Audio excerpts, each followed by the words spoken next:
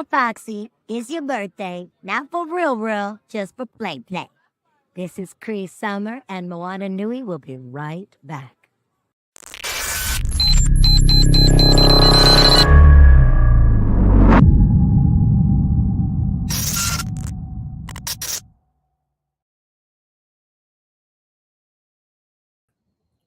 Greetings and welcome, salutations to everyone out there. My name is James, and I'd like to thank you all for joining this month's edition of Moana Nui Presents Geek Speak on Sports. I have some of my panel here. There she is. How is everyone doing this evening? Doing great. Candaysee, go ahead and get it out your system. Go ahead, do it. Mets win, so I'm feeling great. Is that all you got? Mets win? You want to start with baseball? I'm good. You sure? Is that? Yeah. I mean, Mets win. That's all the baseball stuff you got. Nothing else. No American League.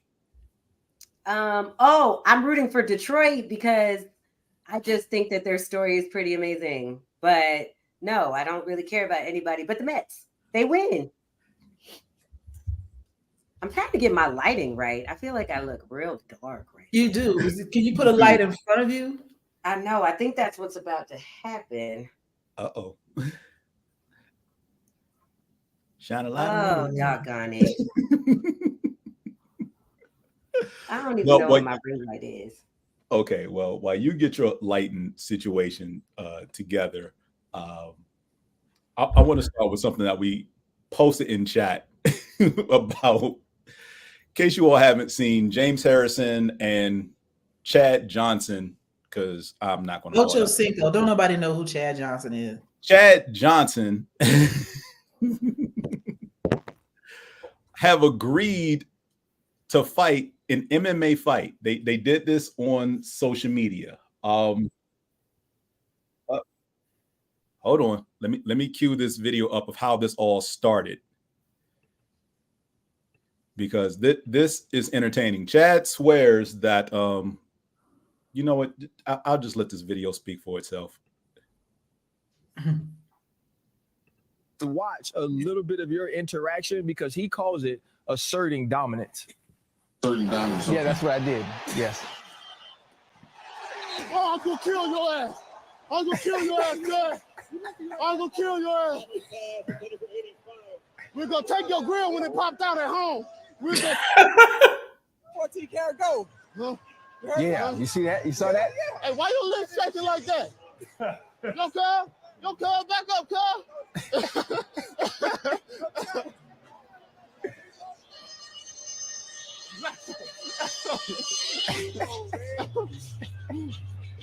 Jay, how scared of you? I don't even remember myself being that nice. Why did I be that nice? Hello, you know why you being that? Because you were intimidated and you were scared. Hello? That's why you were so nice. Was they already started to find me by then?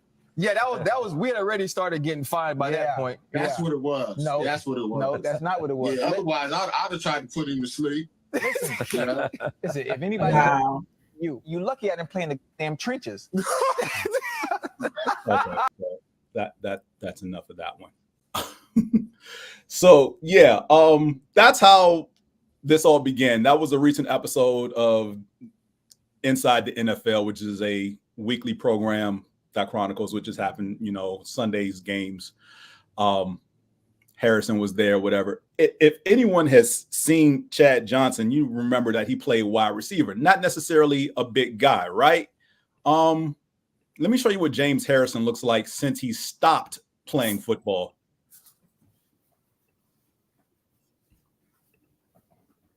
This is the person that. Damn. Right.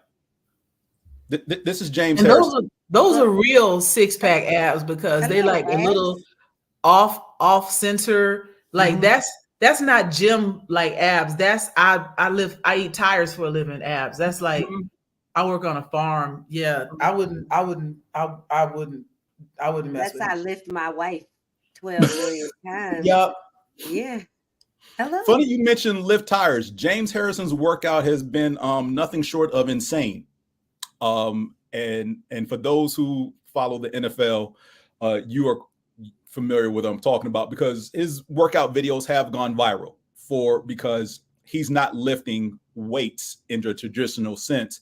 He's lifting tires and other objects of huge mass. It is insane. He puts chains around his neck, not the little chain that you would use to tie a bike up or to, lock up a door. I'm talking about like the chain that you would use to pull an 18-wheeler.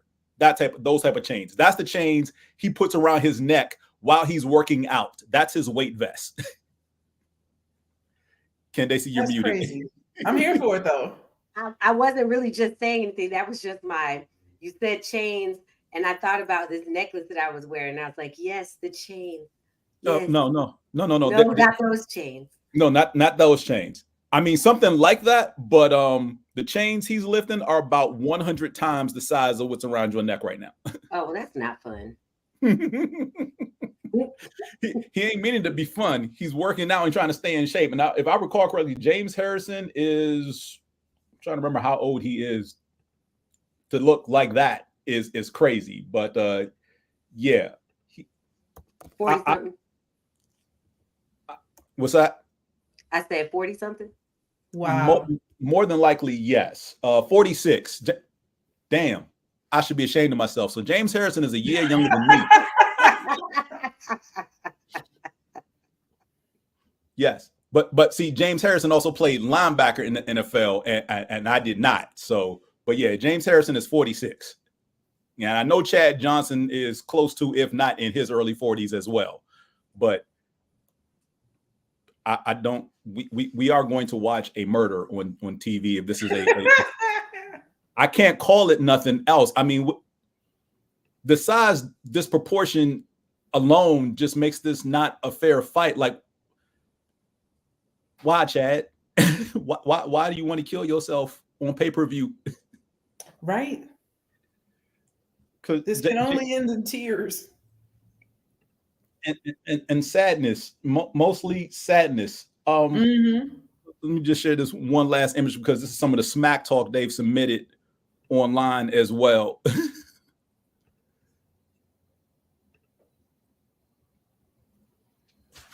Ocho Cinco said, "I'm going to beat your in round one, so don't worry about the other four. I'm standing on business." Whatever, James Harrison responded, "You're not going to be able to stand once I get done with you. Stand, breathe, walk, control your bodily functions." They are a mess. I mean, it's wonderful trash talking gamesmanship, but I feel like James Harrison might play with him a little bit. But if he were to get serious, this isn't. I mean, I don't have nothing against Chad Johnson, but I will laugh. I will laugh when they carry him out. We all will laugh when they carry him out.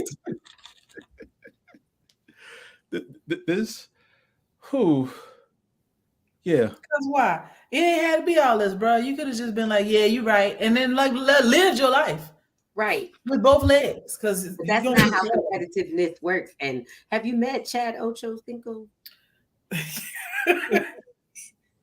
And granted, he's got a comical little show with Shannon Sharp. They got a show they do. Shannon didn't tell him not to do this.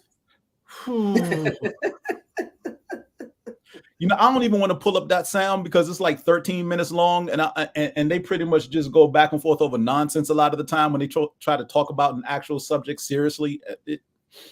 I don't know what Unc told him. I hope he didn't encourage him. I'm not convinced that he didn't. I mean, Shannon Sharp about as big as James Harrison, and still works out. I mean, size-wise, they're about the same. Facts. I'm so done. But, I mean, it's just concerning that, you would choose to fight James Harrison. Like James said in that piece, that's a little too nice to be me. And he's right, because James Harrison was known as one of the meanest players in the NFL. But like you said, that was a time when they kept finding him for hits. I mean, they were clean hits, but hits league nonetheless. But they were so hard though. They were hard. He was literally knocking people out of games. Yeah. That's why they were fighting. They wanted him to not hit so hard, but he didn't know any better. He was like, this is what I'm supposed to do. I'm a linebacker. Hello. I hit people for a living. That's what you pay me for. That's what linebackers get paid to do. Take people out.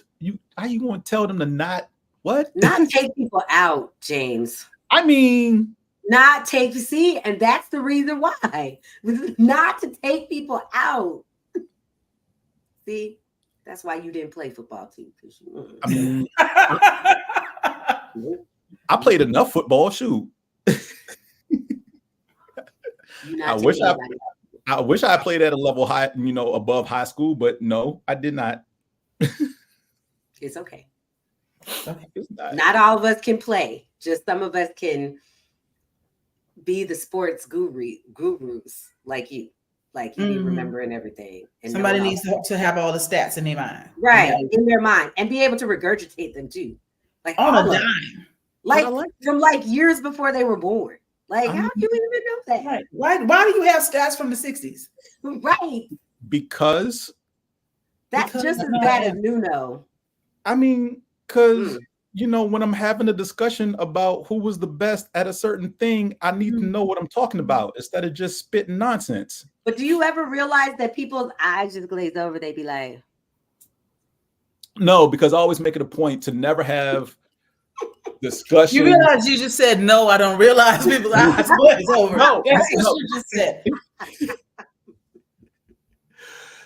Let me finish this statement because I try to only have conversations sports related as far as like best of anything with people older than me. I try to not engage with younger people. By young, I mean like 5-10 years because they're only stuck in the here and now.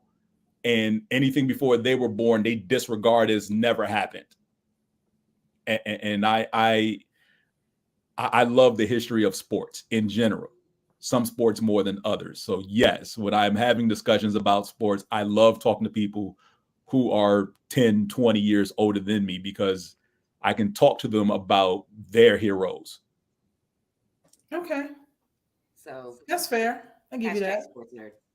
I mean, it's like talking to a 20-something who believes LeBron James is the best ever, but they never watch Jordan and don't care about him, or they never watch Wilt and they don't care about him. Like you can't. More so than that, they refuse to watch. Like they don't want their world to be upended. So they be like, nah. I don't even want to believe. I don't even want to hear you about Jordan. Like, wow, bro. Right. You do yourself a service, but okay. We hate Michael Jordan. He sucks. Mm-hmm. I mean, spoken like a true Knicks fan. You can go lay down somewhere. Wow. And I like, you know what? I like him better than one other person, and we already know. Talking about that. Please enlighten me. Reggie Miller. But I thought Reggie was your favorite. Absolutely not. I thought we loved Reggie. I thought that we had this conversation. If I saw Reggie Miller today and we were walking down the street, I would stick my foot out and hope. And then I would step over him. Remember that? And like catch another like trip kick on the back end and catch that kidney with the tip of your pointed toe shoe. Yeah. Kidney shot. Pow!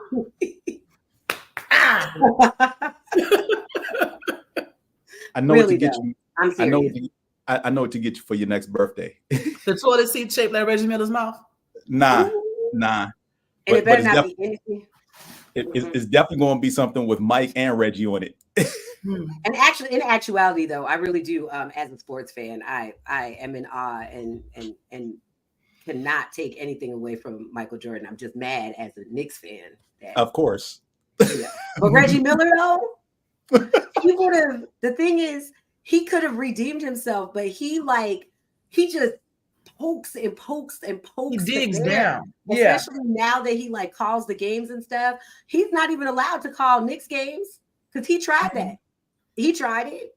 And if my Morehouse brother Spike Lee would leave him alone, then yeah, but Spike don't leave nobody alone. Spike be at the Knicks.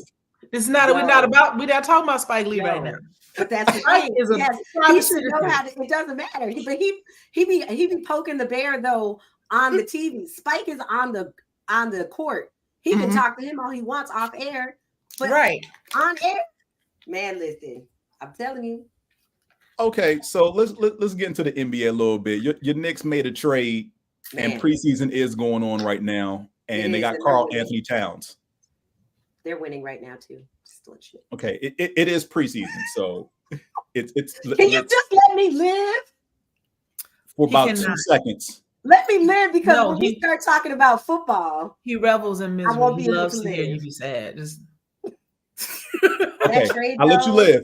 There you go. I'll let you live now. Talk to me about that. I mean, I know that we made the trade, and I'm not really one of those people that follows like how much money and how many picks and all that stuff and all the things. I just woke up one night, or somebody, was it you that sent me? Somebody sent me something. No, it wasn't you. It was my other sports nerd friend. Sent me something talking about, hey, heard you about to have Karl Anthony Towns. I was like, what the heck? And so, I'm going through my phone. It's like, this is some BS, but I don't think it's going to work. And then the next day, they were like, stamped, signed, sealed, delivered. He's yours.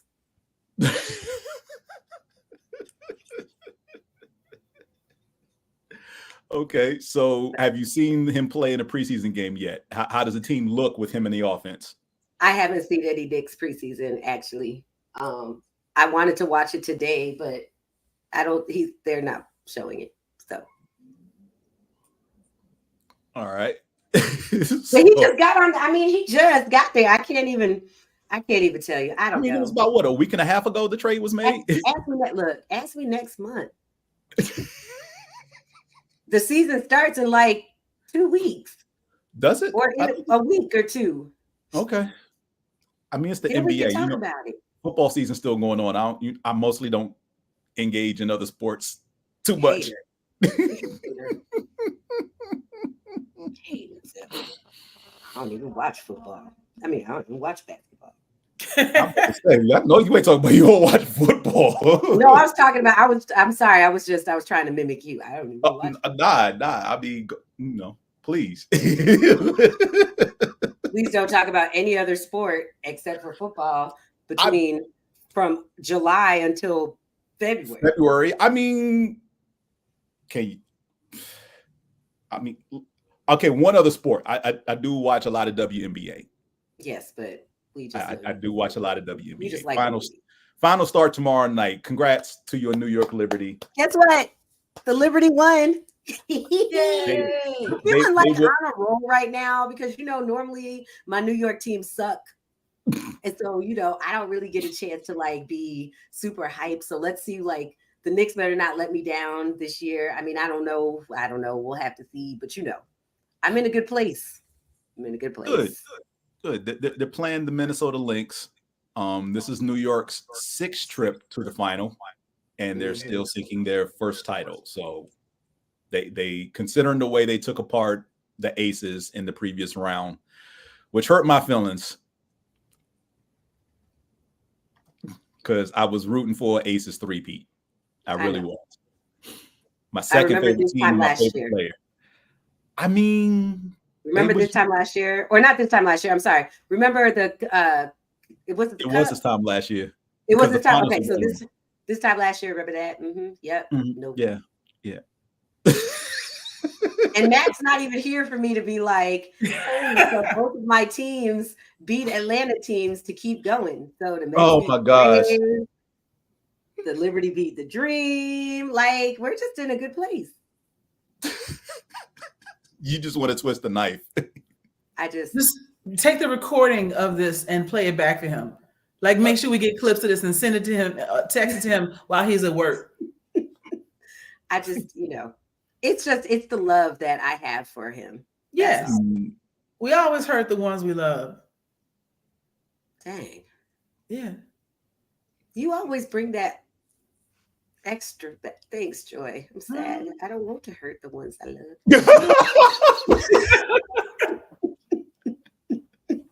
I'm a walking cautionary tale. I'm gonna remind you.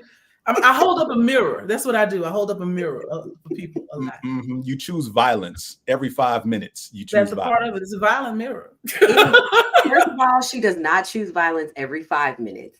No, okay. Every 30 minutes. Every hour. 30 minutes, maybe. Yeah. Okay, every 30 Depending minutes. Depending on who's around. constantly. Yes. Oh, Jesus.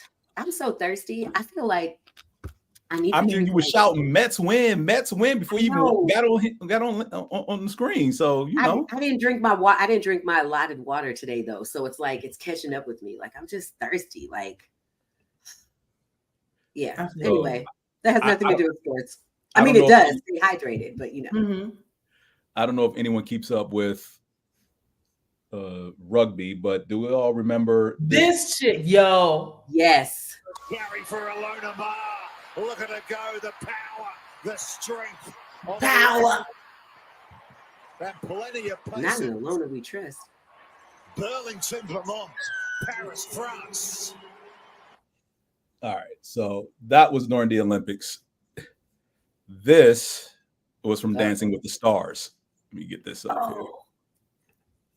Because, yeah, she is one of the contestants on Dancing with the Stars. Let me get this just right. And the time of my life, and I owe it all to you.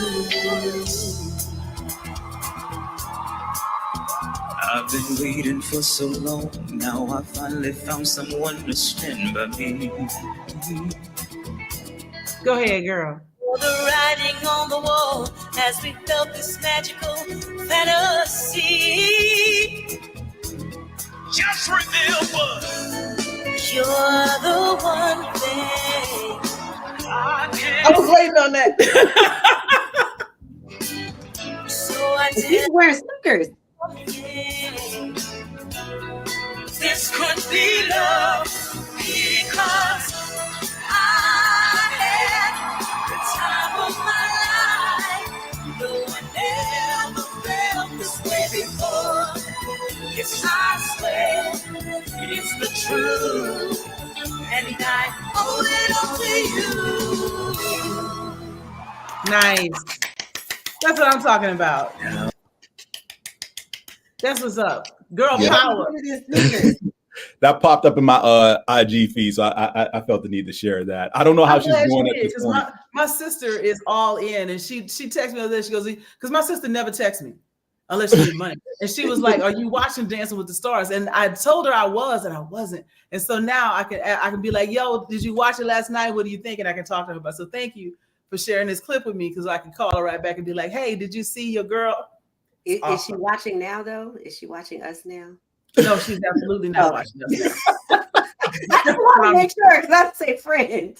No, she will. I am 99.998% sure she will never see this. Oh my gosh. I got nothing. Absolutely nothing.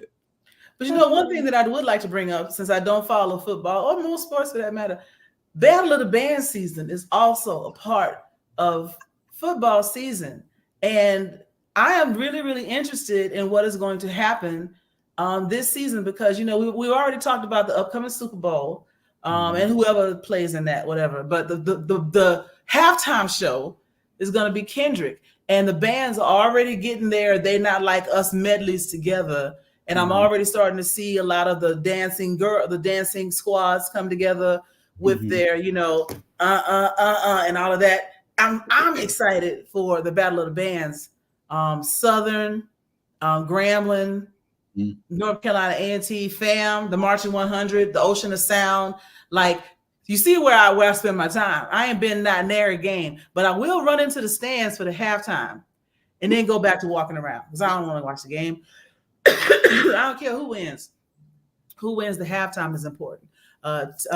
Tennessee State and Texas Southern, all the TSUs.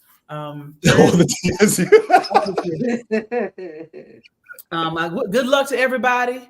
Get your horn section together. Make sure your drum majors got their backs, you know, all you know, loosened up and everything, so they can do that whole roll, put the head on thing. I love the drum. I love seeing the old drum majors come back and do their thing, and they like jeans and dad shoes and everything, with their kids on the sidelines, and then they go home, put the icy hat on. Like that's my favorite part of football season, is all the homecomings and all of the HBCUs putting it down. So shout out to the HBCU homecoming season and the many, many years. Shout out specifically to Mahogany Emotion, and all of my friends that are former Mahogany in Motion dancers. I see you out there, Nikita Patterson, Ian Ferguson, and Aisha Jackson, and the rest of y'all out there that was holding it down back in the 90s for Mahogany in Motion. Hope y'all come back, have y'all reunion and whatnot. It's gonna be great. And they might see this show, so that's why I shouted them out. Yes, for the Super Bowl and Kendrick at halftime, PWIs need not apply. Right. Please do not bring your little raggedy French horns in here. Yes. Sorry, Candaysee. If you are a Black person at a PWI, yes, you got a day pass. But if you are a white person at a PWI, with all due respect, sit down. Stay in your lane. Candaysee has her hand up. Go ahead. Some of those band members at Georgia Tech are really down. That's what I said. If you're a Black person at PWI, I should say as down as I can say they are, because I didn't have that experience. But I know that the band today would wreck the band when I went to school. I see what you did there. I see what you did. Right. I did see a reel of some band at a PWI, and they were trying to do a song. I didn't even recognize the song. They messed it up so bad. I had to go to the comments to figure out what song was this, and it was Talking Out the Side of Your Neck, and I was like, no, it wasn't. No, the hell it wasn't, because it was just and like it was 3 different syncopated non-rhythms going on. And somebody said, and they were like, what is that? It was Talking Out the Side of Your Neck. The hell it was. I don't know who you lying to. This is in the front. Oh, how dare you? I said good day, sir. It was terrible. I said good day. Right. But, now that being said, there's a young white guy. I want to say he's at Southern.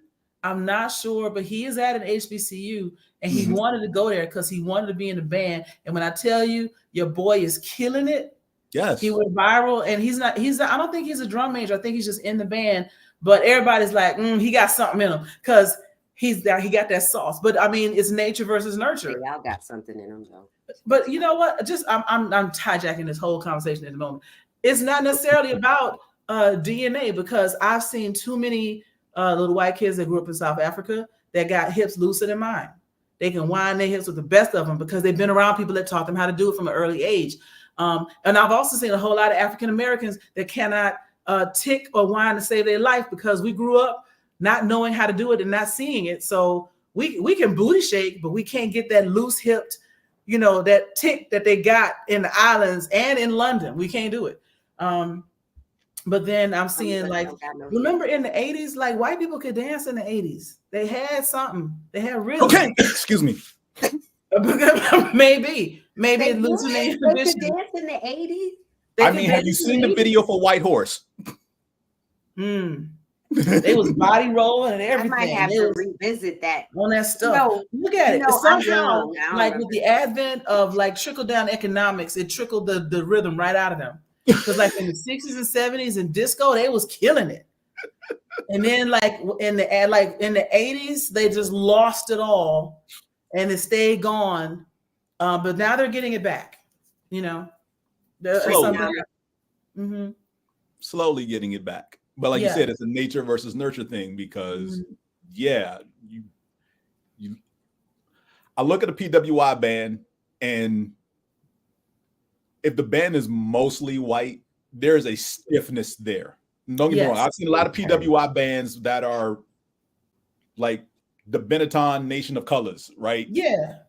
And cool. They rock, they do their thing, whatever. But the ones that I've seen that are pretty much like 60+% white kids, I'm like, y'all so stiff and just uninspired. Like this is the blandest version of this song you could have ever played. There's no seasoning to this song. Okay, it's bland chicken. It's right. Ain't no hot sauce on this song. Right. Yeah. I rinse the chicken off. I put it in the oven 350 for 45 minutes, and here you go. Like, huh? Right. I pulled it right off that maxi pad that is in straight out the. You know what I'm talking about? That little juice, the little jelly pad. To put it right off and just put it right in the skillet. Conversely, like you said, Joy, see white kids in bands in other clubs or whatever at HBCUs, and it's like, okay. Or even like a strongly mixed school like Georgia Tech. Georgia Tech has a huge population of color, various shades and flavors, and so that does alter the base, if you will. You know, you can't be in Atlanta without picking up a little seasoning. You know, look, there are white folks in Atlanta who don't even know where our schools are, Joy, or that they exist, or that's that, true. So that's true. I did have somebody. I told them I went to a historically Black all women school, and they asked me, "Was that legal?" No, they didn't. Yes, they did. Yes, they did. I guarantee you they did. The number of times that I've had to explain to somebody at my job about all girls schools, all guy schools. It was the historically Black that they were like, "Is that legal?" I was like, "Yes, it's legal." Isn't that discriminatory? No, because I said historically Black. I didn't say exclusively Black. You can come there if you want to. Y'all just don't want to. And then that shut them up. When I said y'all just don't want to, you're welcome if you want to. They just don't want to be in the minority because then you're a minority. I did a presentation on HBCU week last month for my team at work and let them know that they're not exclusive to just Black folks and African Americans. When I was at Morehouse, there were a couple of white dudes. And they be hella popular too. There were several Latino dudes. They be real sexy too. You be like, "Hello, sexy man." Right? You just became a Kappa. Shit. Right? And you don't know if they white or light skin, but they be getting that role, right? Like I explained that to my team, and they were just like dumbfounded, like, "Oh my gosh, such a thing." Yes, it's not a requirement to be Black and go to a HBCU. You can Matter be of fact, whatever. if you're white, you can go to Morehouse on a minority scholarship. Right. So, case in point, my high school chemistry teacher, her son went to a HBCU on a minority scholarship. I can't remember which one he went to, but she told us that. Yup. Hey, look who joined us. What's going on, people? Then we just sit there talking about battle of the bands. I derailed the whole conversation, got us in here talking about PWIs and HBCUs. I know I was so alone, Mac, but now you're back. You're here. I was alone. You're not alone. Joy went to a PWI as well. She went to the same one we did. Yep. Mm-hmm. Oh. She also went to a HBCU. Yes, I she thought did. that she went to Spelman. She attended both. She did. I did the dual degree program. I was 3-2 kid. So she went to Spelman. So she went to Spelman. And you know how we feel about dual degrees. I love dual degrees. I don't know what you're talking about. You're right. I really love dual degrees too. Y'all brought that flavor and that seasoning that we was just talking about. Look, I was Miss ASU. I was Miss African American Student Union at Georgia Tech first year I got there. What year? I wasn't there, was I? No, that was 94. Oh, I think Joy was what, 2 or 3 years ahead of me. I was gonna say when you said 94, I was gonna tell you I was starting high school then. Yeah, I'm old. Gray don't make you old. True. All right. Hey, Mac, did you see that the Mets won? Yeah, and so I don't care about no damn Mets. Did you see that they won today? They beat the Phillies, so now they're going to the whatever the next one is. And I always get the letters. I always get the letters wrong. And I hope they lose. Oh my gosh. You sound like Samuel L. Jackson in A Time to Kill. Did you see that the Liberty is going to the finals? And I hope they lose. Yeah, about that Liberty one, you can hope against hope. They I know. Look, don't. It's just a splash of reality. Sorry. Why? You never know. I'm gonna tell you right now. You never know. I am a New York team fan. I'm a fan of all my New York teams. So we can't be like, yeah, it's in the bag. It's not in the bag until 0-0-0 of the fourth quarter, whatever, everything. So we're gonna take this one game at a time, James. Now don't be getting all extra ahead of yourselves. You are not a real, New York Liberty fan. You don't know. Mm-hmm. I've only been watching WNBA since the day it started, and I can tell you with this much: it's not a matter of if they win, it's how many games it's going to take them to win. Hey. I feel great about that. I am. But we don't ever put out all of that energy like that because you never know. You never know. I mean, look, as much as I would love Minnesota to upset New York, it's just I'm not saying that Minnesota is going to upset New York. What I'm saying is that we're just not going to send out all of those it's in the bag vibes. Hasn't been played yet. It's in the bag. Okay. I mean, the Liberty practically built a super team. Because remember, your 3 best players weren't even drafted by the Liberty. You got Jonquel Jones from the Sun, a former MVP. You got Sabrina Ionescu from the Storm and Brittany Stewart, also from the Storm. Roughly about, 4 years apart? Technicalities. Yeah. So, I mean, as much as I hate to say it, that team is built to win. They really are.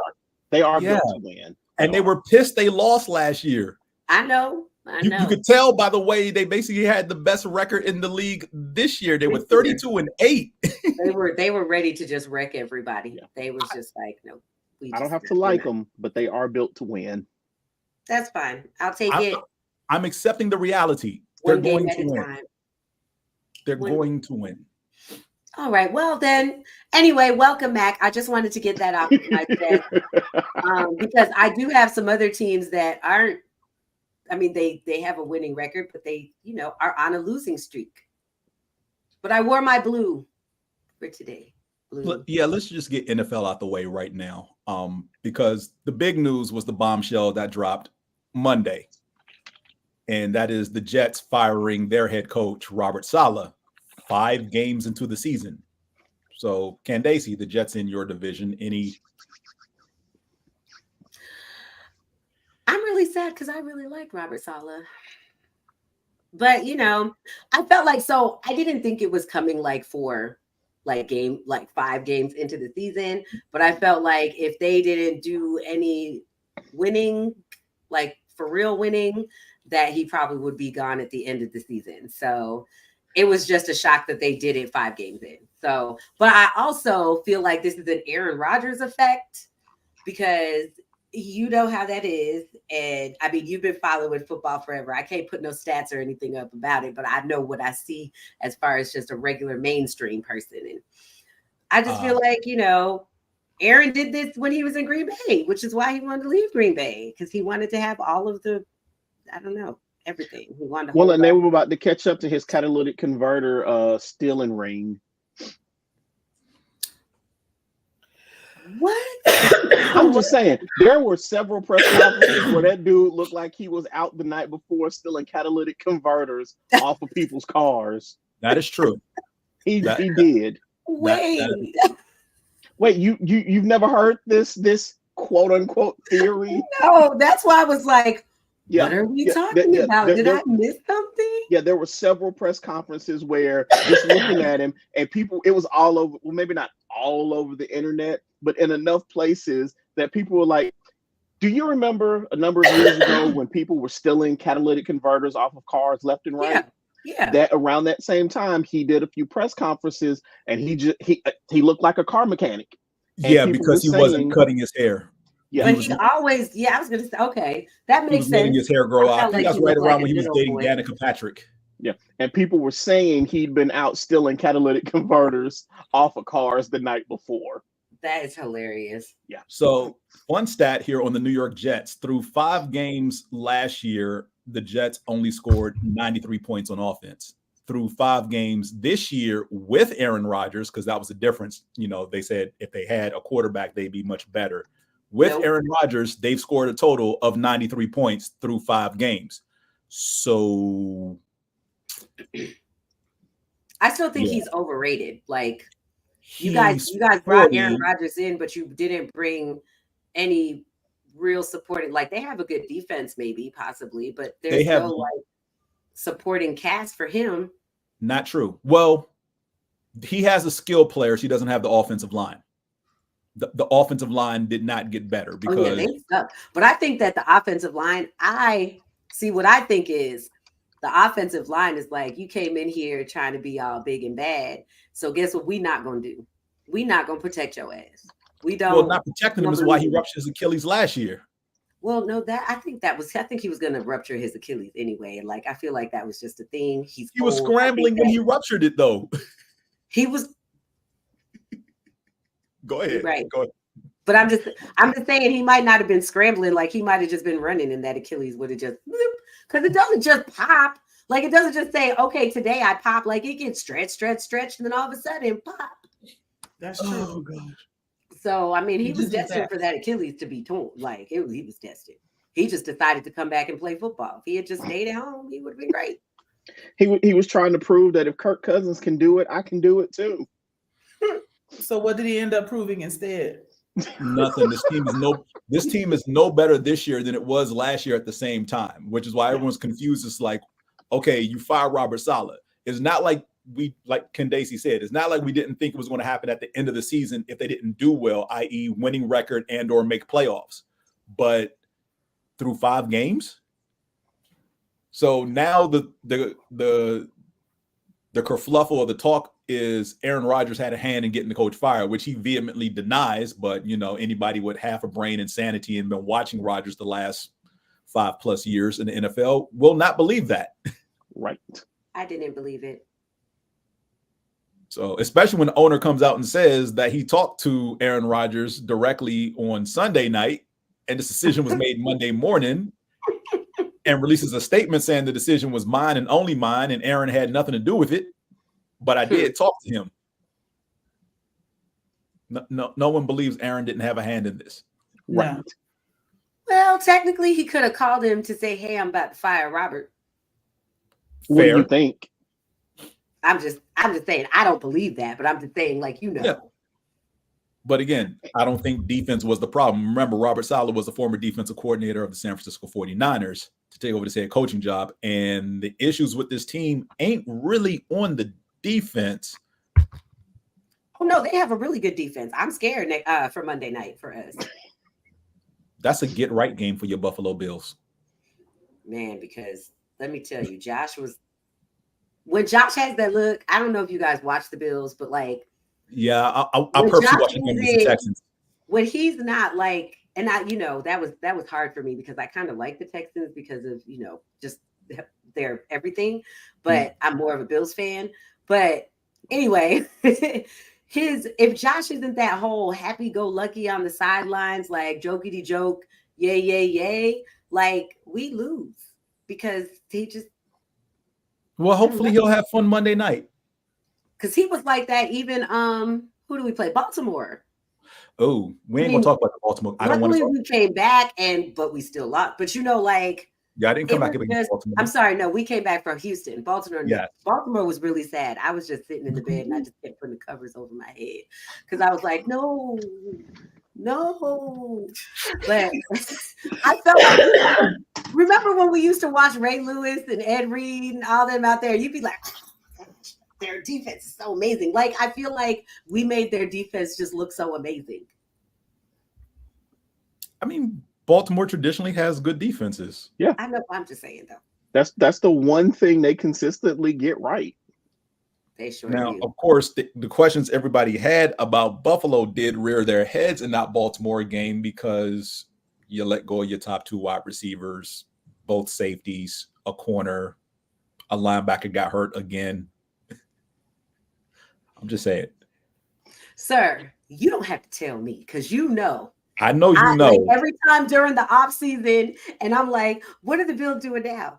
Wait, what are you doing? Wait, why are we doing this? Wait, can we talk about this? They just say no. They say we've already made our decision, analytics say, or whatever.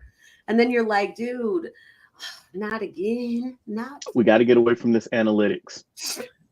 Man. Yes and no. It serves its purpose from time to time, but it shouldn't be from time to time, though. It shouldn't be your go-to. It shouldn't be your plan A. It should not be the philosophy of the team. No, You're it right. shouldn't. This is why I love the perspective of the Braves manager. He always says, yeah, we look at the analytics, but I'm going to go with my gut because we've been doing this forever and we know how to play baseball. Right. There was at one point the Braves weren't doing. I mean, granted, they ended up not doing very well for the season anyway. But at one point in the season, they were asking him, when are the Braves going to turn it around and do something? And Snigger was like, "Look, these guys know what they're doing. They know when to pick it up, and they'll pick it up." I mean, granted, you can debate whether or not that ended up being true for us as the season progressed. But still, he's like, "Yeah, there's the analytics, but here's what we have been doing all of our lives, and we know what we're doing." And you had some injured players too. So like we did. Think about if they were playing and they continued to do the things that they were supposed to do. I mean, to be honest, like there would have been a different outcome. Like I think. Yeah, probably. But yeah, unfortunately, we're at home watching. As a Mets fan, though, I'm just like, we came back because we had like a crappy record right before the All-Star break. I was like, it's just not going to happen. And then all of a sudden they were like, oh, yes, we are. But anyway, we're talking about football, and we were talking about Josh for a little bit, but we don't have to talk about him anymore. I mean, look, we pray that Josh doesn't have to have, back surgery when the season's over from carrying your team. Man, I think so. In speaking about carrying the team, and talking about getting rid of our receivers, but good riddance to Stephon Diggs because his wow. I know. Well, you know what? Here's how you really feel. Right? Well, I just feel like this: when you get a little too big for your britches and you're not performing. Fair. There's a difference. So, yes. Okay. No. I know what you're about to say, but don't say it because I'm about to address this. Go ahead. So, a lot of people, sports nerds as yourselves, want to be like, well, Josh wasn't throwing him the ball. Josh was throwing him the ball, and he wasn't catching that mug. At the end, now in the beginning, it was great. You know how it is. You get in a relationship and you be like, ooh, I love him. Ooh, I love her. Ooh, blah, blah, blah, right? And the first 2 years are super amazing. And then in that 4th year, you get into some type of rut. And then now you have to decide, do I still love him? Do I still love her? Is this even working? We're just fighting. We're whatever. We're not. And then, some people don't want to make up. Some people just want to call it quits. And then some people are quitters. Stephon Diggs is a quitter. Oh gosh. Okay, that is one way to look at it. I will let you have that perspective. I will only counter with this though. What happened with your team at the midpoint of last season that was very significant? I don't remember. Tell me. You fired your offensive coordinator. Oh yeah, he was anyway, that too. But hold on. So you fired your offensive coordinator. I can't remember exactly when, but the coordinator at the time was calling plays to get Stephon Diggs the ball. And the ball was going to him primarily. And everyone else was just getting theirs whenever Josh decided to be Magic Man. The current offensive coordinator, who was last year's quarterback coach, Joe Brady, decides, I'm not going to call plays to get Stephon the ball. I'm going to call plays to get everybody the ball. So he started calling plays. One, he started running the ball more with the running backs. Those people who line up with the quarterback in the backfield. I know, James Cook. That's my boy right there. Mm-hmm, yep. Sometimes your offensive coordinators forget y'all have them because y'all just be like, all right, Josh, go run it. All right, Josh, go 5 wide. If nobody's open, run it. And it's like y'all have these people called running backs. So even Joe Brady forgets that from time to time. But he started doing that, one. 2, in all the passing plays, he started calling plays in which Stephon Diggs was not option 1 or option 2. So that's why his targets went down and his catches went down. Again, when you have high volume targets, you can have high volume catches. When you have low volume targets, you have virtually no catches. So it's not like Stephon quit on the team, but he was at the mindset of, y'all don't value me, so let me go. Not to mention, you don't love me, then don't talk to me. Not true. Not to mention, fans not as attuned as yourself like to say silly things like Josh Allen made Stephon Diggs. Who said that? Nobody. Oh, trust me, there are people of your fan base who said stuff like that. Much like I don't know any of my fan base that say that. We definitely appreciated Stephon Diggs. He came in there and he helped Josh Allen. Who Josh Allen is. The majority of your fan base does appreciate Stephon Diggs for what he did while he was there in Buffalo. Yes, but there are those knuckleheaded outliers who just like to say crazy stuff and only, cape up for certain quarterbacks of certain persuasions and say that they made the wide receiver. This has happened before. That is untrue. And what I'm saying though is not untrue, because that's part of why Stephon Diggs felt unappreciated. Because I'm saying what they were saying was untrue. Oh yeah, what they were saying is definitely untrue, but doesn't help that they said it nonetheless. And and I don't. He needs to have a sniffer bag. He lived in Buffalo and was black. Like what? Mm-hmm. And look, to take it back about a decade, some knuckleheaded Pittsburgh Steelers fans said the same thing about Ben Roethlisberger making Antonio Brown, and Antonio Brown famously said, "All right, trade me and see how he does." And Roethlisberger was never the same after Antonio Brown left. We ain't gonna talk about Brown's career, but Roethlisberger's numbers all took a hit after Brown was gone. I'm not saying that's gonna happen with Josh Allen, but there is noticeable concern because he doesn't have a rapport with the current receiving staff. He's trusting the tight ends more, yes, because they're getting the bulk of the targets, not the wide receivers, because they're young and inexperienced. Hell, the best one is a rookie I just drafted this year. Well, Shakir is hurt now, but we had Khalil Shakir, who was really great last year too. Mm-hmm. And I think really the biggest thing is that he has multiple. He doesn't have to worry about having to just throw to one person. Exactly. But I will say this: if they decide to get Davante Adams, then I think that that would be really great. Except for the fact that I feel like I don't know what his personality is, because I didn't really. I mean, I watched him, but I didn't really watch him. So I don't know if he's one of those people who is a team player who's like, okay, great, I'm gonna get open. So if you got me, I got you. Or if he's like, no, you always have to throw it to me. So I don't know that. Isn't the scuttlebutt that he wants to go back and play with Carr? That's going to be kind of hard to do with Carr being out for about 4 weeks. Is that how long he's out? At minimum, I think they're contemplating putting him on IR, in which he would require to miss 4 games minimum. But prior to him getting hurt, wasn't that the scuttlebutt? Is that he wanted to be reunited with Derek Carr or Aaron Rodgers? That was the whole reason why. Okay, I didn't know Rodgers was okay. I'm sorry. What did you say, Candaysee? I said that was the whole reason why he went to the Raiders, wasn't it? Yeah, to play with Derek Carr. To be with Derek Carr, and then they was like, haha, just kidding. Yeah. And they did that, and then management pretty much was like, well, we don't need Derek Carr anymore, which pissed off Davante Adams, because it's like, why are you getting rid of my quarterback? Right. You basically they basically used the friendship that they had to get him to come to Oakland. I mean, they played college ball together at Fresno State, so. Right. So, but yeah, as far as I watched that ESPN special. If you want him in Buffalo, you might first need to consume some of the special candy that I normally take before my Eagles play. Oh, I don't need that, because I've decided to just be super calm. Like, I'd be like, I told you how to deal with New York teams. We just take it one game at a time, and it is what it is. And I might shout a little. That's the reason why I don't go watch the Bills out in public. I have to go home. I don't like, if the Bills are playing and I'm out in public, it's because it's something it's something special. Somebody's like birthday or somebody or something. But I'm not like. Don't you want to be out with the rest of the Bills fans shouting and yelling? Now I will go to a Bills bar. That's fine. But when I say out in public, I mean like outside of that. So I'll go to Anchor Bar sometimes. I'll go down to Whitehall Tavern.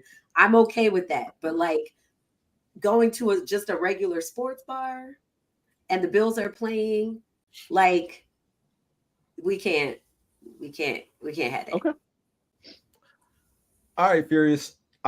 Go ahead with your Falcons, because I don't want to talk about your quarterback at all. Why don't you want to talk about my quarterback, James? Because I have nothing positive to say about your quarterback. I mean, because of my quarterback, we're 3. Well, one of those games he didn't do really help much to win. But hey, We're 3-2. We're in the lead in the division. We've currently beat 2 of our 3 teams, and if everything continues on the path that it's on, we're going to beat the Panthers this weekend as well. Say thank you to me.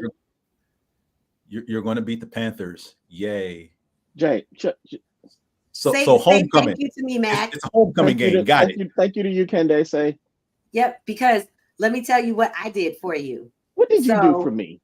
I have been having an issue with fantasy football, putting because we talked about this. And so I said, Sam Darnold, was it Sam Darnold? Is that his name? Sam Darnold has had amazing 2 to 3 weeks. So I'm going to take Kirk Cousins off of my roster this week, and I'm going to put Sam Darnold there. And then look at that. 500 and whatever yards, and you guys had that great win. And I was like, wow, look what I did for the Falcons, because when he's not in, he does a really good job on my fantasy team. But when he's off, I'll take that. I was there for you. Thank you.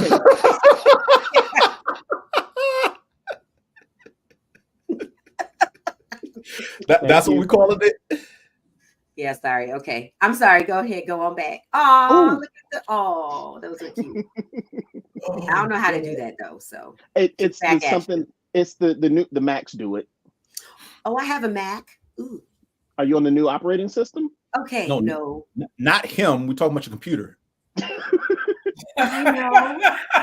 I have an older Mac though, which I'm about to Again, we're not talking about him. We mean your computer.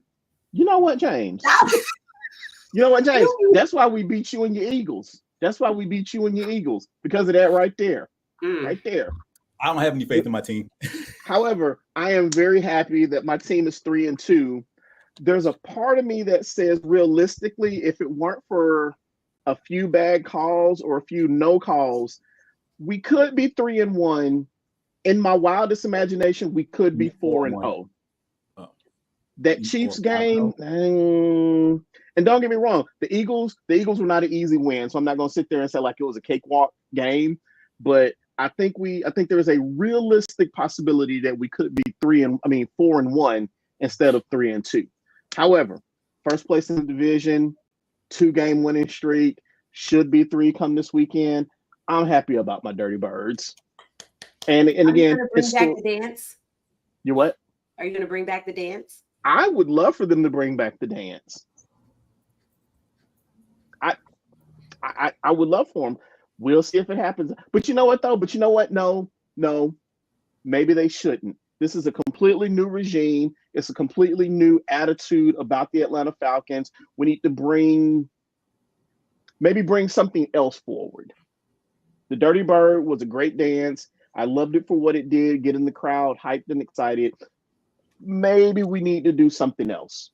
But, until then, sure, bring the Dirty Bird back until you figure out what the new thing is going to be. Did you see was it a college game where the boy did the Dirty Bird when he caught the touchdown? Was it? I think was it Alabama? Mm-hmm. Okay. Alabama, Georgia. Yes, Alabama, Georgia. One of the Alabama players, when he scored, did the Dirty Bird. I'm here for it. But I think he was from Georgia. I don't know. But anyway, I'm gonna have to go. That was interesting. I'm gonna have to go look that up because I didn't highlight. One of the Alabama players, when he scores in that game, does a Dirty Bird. Nice. But yes, the Falcons are looking pretty good right now. Even though James hates Kirk Cousins. Hate is not a strong enough word for what I feel for Kirk Cousins, the quarterback. Kirk Cousins, the man outside of football, is probably a wonderful human being, but Kirk Cousins, the NFL quarterback, hell, during the pregame? At some point, he was doing, who was it? It was Taylor Rooks was over there teaching Kirk how to do the swag surf. Oh, yeah, I saw that. The man is embracing being in Atlanta, and I like that because the thing I've always said about Atlanta is not a true sports town. It's a transplant city. It is. Kirk really feels as if he is embodying being in Atlanta. He's really adjusting to being here. He's making it his home. And if I'm not mistaken, his wife is from the metro area somewhere, but I think Kennesaw, somewhere in Cobb County is where his wife is from, I think. That's not But Atlanta. Not that. Just the song went through my head. Said Metro. Again, I said, It's that's not why I say Atlanta. metro. He said No. Metro. Yeah, I didn't say metro, but County, yeah, not it's Atlanta. right now. I haven't been excited about being a Falcons fan in quite some time. I am tempering my excitement with cautious. I am excited / cautiously optimistic about my squad because every game has been close. I would like for us to have a decisive win where, I'm not having a heart attack for the last 6.5 minutes of the game. I want a decisive victory. No, because it's nature to basically give you a heart attack from the moment the game starts. Again, this is a whole new team, though. This is a new squad. This is a new coaching staff. One thing in particular that I've liked is every week they've gotten a little bit better. They're also a young team that hasn't played together very long. So some of it is, and again, brand new coaching staff. So everybody is essentially learning a new system and learning new people and all that good stuff. But every week I feel better and better about the team. Cool. Again, we'll see what happens throughout the rest of the season. But right now I am excited / cautiously optimistic. I'm glad the two of you are. And James will tell you, James has known me. James knows I don't mess around with my Falcons. I don't live in the fantasy land that they are the greatest team in the world. He knows when my team is shitty, I will call them out. And right now, I don't have much to call them out on. The list of shit going on with Philadelphia is too long to go over tonight. Thanks. We appreciate you for not doing that. If you want to say the good news is they're playing Cleveland, yay, but I have no faith in the coaching staff that somehow they'll fuck it up. So, man, but Deshaun Watson has been looking horrible lately.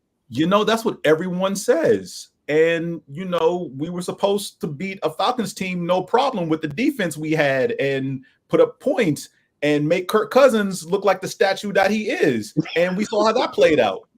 Man, I think you're more mad that that they made Kirk Cousins look good than that you actually lost. Okay. So let's fast forward 2 weeks to when they made Baker Mayfield look like the second coming of Joe Montana. Wait, but thought we liked Baker. I like Baker Mayfield. He plays for a division rival. I don't like him. I understand wholeheartedly. So there are 2 losses, and then speaking of Max and Furious talking about the Falcons giving him a heart attack when we played the Saints. Again, I thought you were chilling. I thought you were chilling on the couch after having. I was chilling, frustrated. Like, when are we going to give the ball to Saquon Barkley? Because it took them pretty much the second half to realize, we signed this dude in the offseason. Let's turn around and hand him the ball 20 times because he only got 5 carries in the first half. The Saints game, as well as our defense played against the Saints, our offensive output should not have been that low. That should have easily been a 40 burger against the Saints. So, yes, I don't blame the players. I blame the coaches because the schemes suck on both sides of the ball. There's no consistency on defense, and the offense can't get out of first gear. This is me hugging you.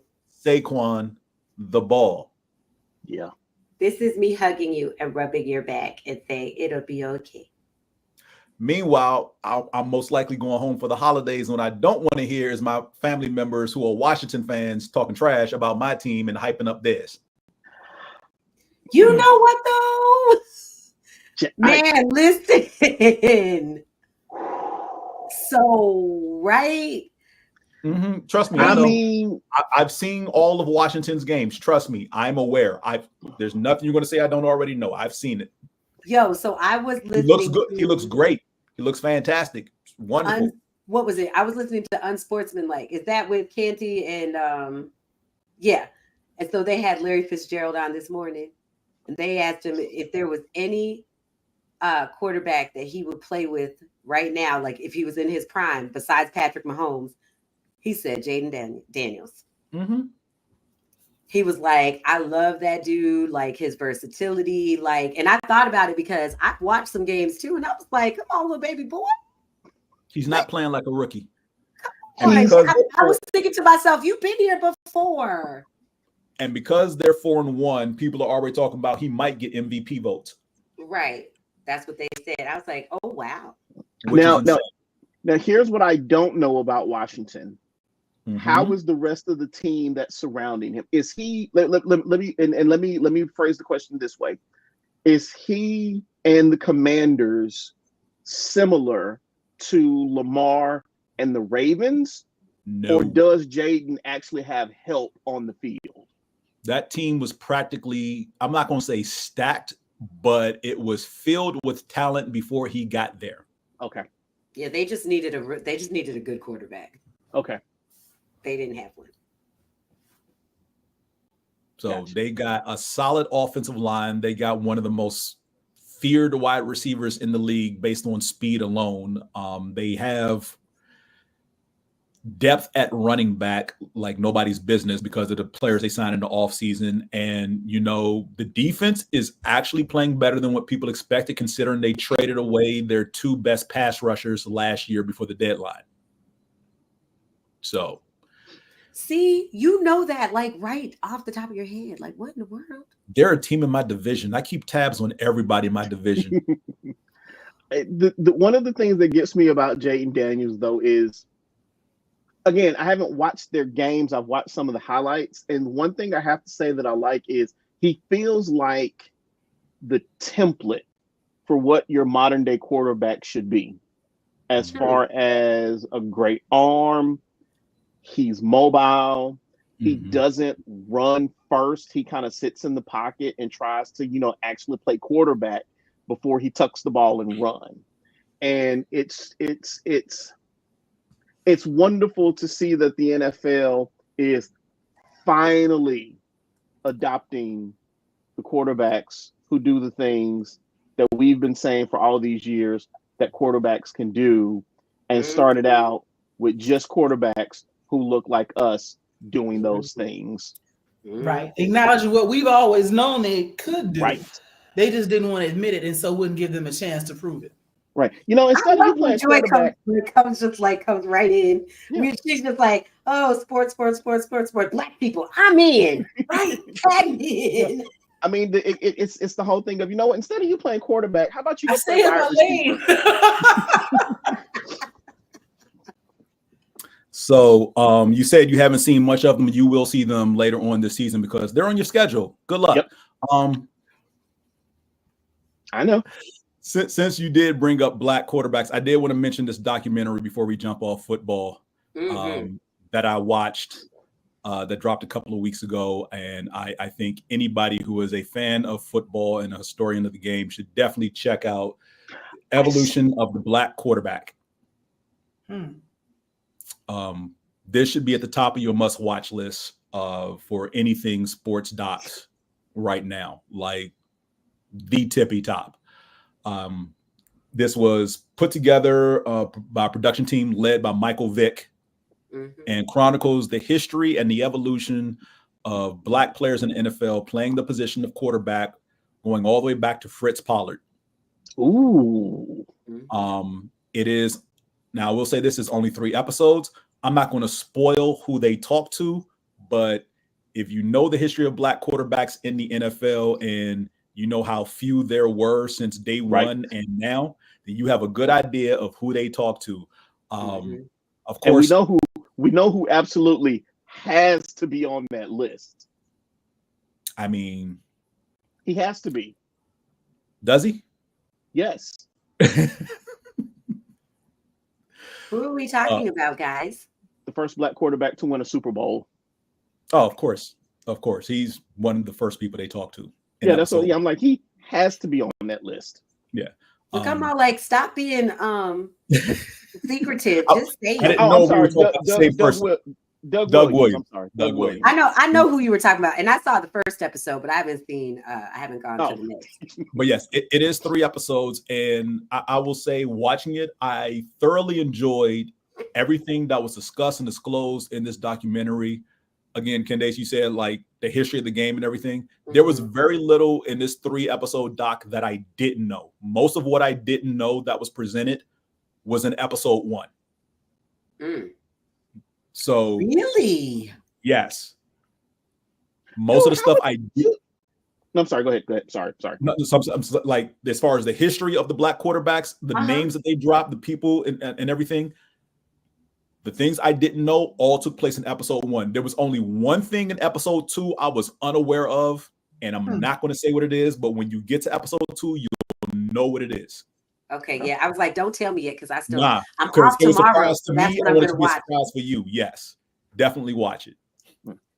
But no, what I was going to say though, James, was how have you never pursued a career in football or something in sports with the way shit just kind of sits in your memory? Right. We were talking about that earlier, Matt.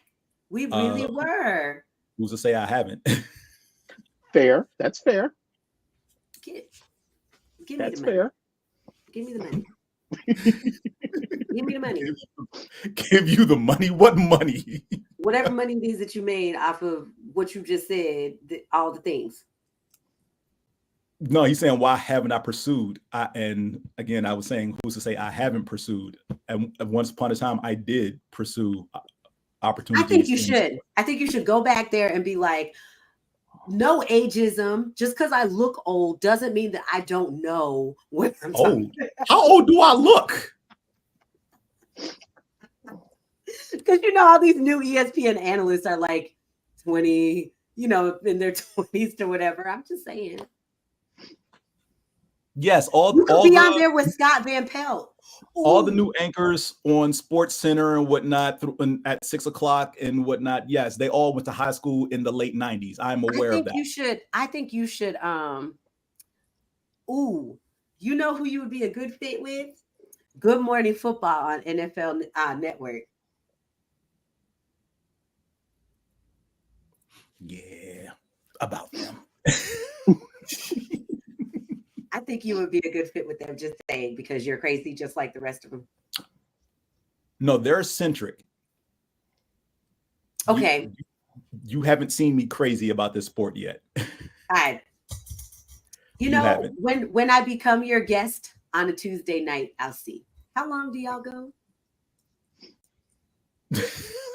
What Tuesday night? What are you talking about? Anyway, moving on. That was the last football thing I wanted to talk about before we moved on. Of course, God. For anybody who doesn't know, been living under a rock, only the Chiefs and the Vikings are still undefeated. So take from that what you will. Stupid Chiefs. Yeah. So, I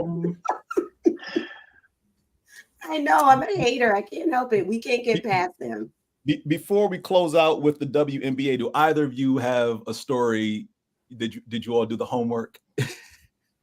I tried to do the homework, honestly, but there wasn't a whole lot going on that like piqued my interest. Other than the rumors of Stephen A. and his contract negotiations. Ooh. And some of the foolishness that has come out about that, but that's not necessarily like news. What happened with that? His contract allegedly is up next year. Yay! And the number that's being thrown around for his renewal is $100 million. You can have $1.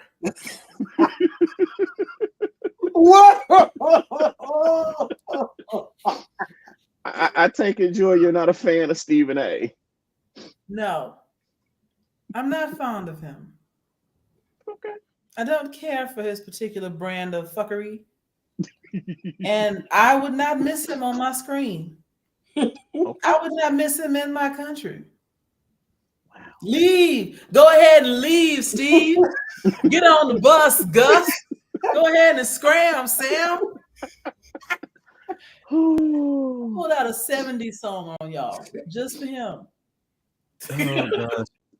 He is an like HBCU alum. What school did he attend? Oh gosh, did he go to John? No, he didn't go to Johnson C. Smith. Where It did was he go? somewhere in North Carolina, though, wasn't it? It is in North Carolina HBCU. Okay. Yeah, I'll look it up later. Yeah, but yeah, I'm not surprised because he wants to do. He's already the highest paid person at ESPN by far. Like, no, sorry. Let me rephrase that.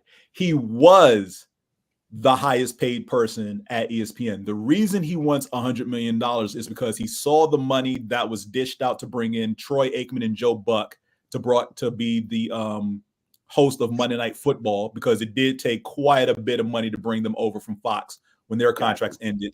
He also saw what they paid to Pat McAfee to basically bring him off YouTube and into their network. Gotcha. Because remember, Pat McAfee had free reign to do whatever the hell he wanted until he got to ESPN. They was pretty much like, hey, we're going to need you to tone it down a bit, which is why there's always a disclaimer. Like if you watch his show now on ESPN, there was never a disclaimer when his show was straight up on YouTube through whoever they were with. There's a disclaimer at the beginning of the show on ESPN that they have to put up there every single episode. So Stephen A saw the money given out to those three individuals and was like, oh, then there's definitely money for me. Gotcha. Yeah. $1. Which, in his defense, which I hate doing, he's right. Because he generates the ratings. Yeah. For I that will network. give you that. Winston-Salem State is Winston-Salem, yeah. Mm-hmm. And hate him or not, he's the kind of controversy that brings eyes to the TV. Mm-hmm. Well, on his own podcast, he admits that he used to be a reporter, but now he is an entertainer. He says that quite often on his own podcast. He's not a journalist anymore. He is an entertainer.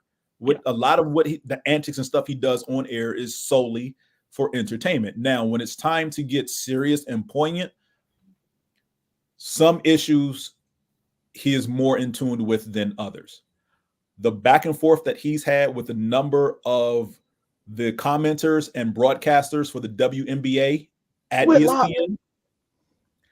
No, I'm not talking about Whitlock. We don't talk about Whitlock. I'm talking about the WNBA commenters, host of shows, broadcasters. Those women that he's had back and forth with, some ways disparaging back and forths. Yeah.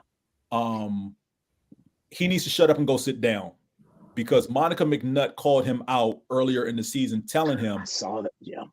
You had many a years to put the WNBA front and center on your show, and the only time you've done it is pretty much after the championship to acknowledge here's the new WNBA champion, and that's it. Outside of that, they have never talked about the W. And she blasted him for that. He's like, what do you mean? I've always, I'm just like, no. You haven't. Because if you had, she wouldn't have had to make this comment. Right. Which is true. And ever since she said that, she has not been back on First Take. Nope. Coincidence? No, not She coincidence. also has had some life things too, because she just got married and all the good stuff. But no. But we already know. We already know, right? The final start tomorrow night, and Monica McNutt has not been back on since that back and forth. Nope. Some other of the contributors who report on the WNBA on ESPN also have not been back. Nope. $1.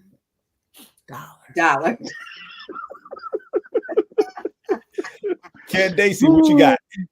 So I said I know that you said there wasn't anything that piqued your interest, Mac, but I'm a tennis fan already, but Black Girl Magic and all of that. And so I've been watching Coco Gauff. She's been killing it. She just won the China Open. Nice. And she's the first American to win it since Serena Williams in 2013.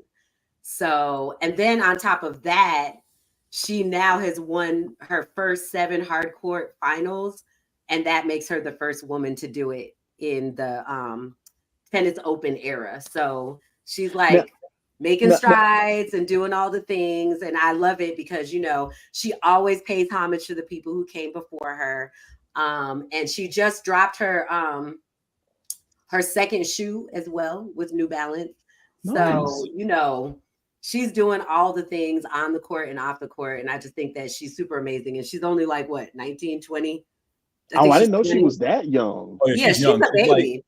She's like at best early 20s, 21. Yeah, 20, I think she's 20 because she was 20. Okay.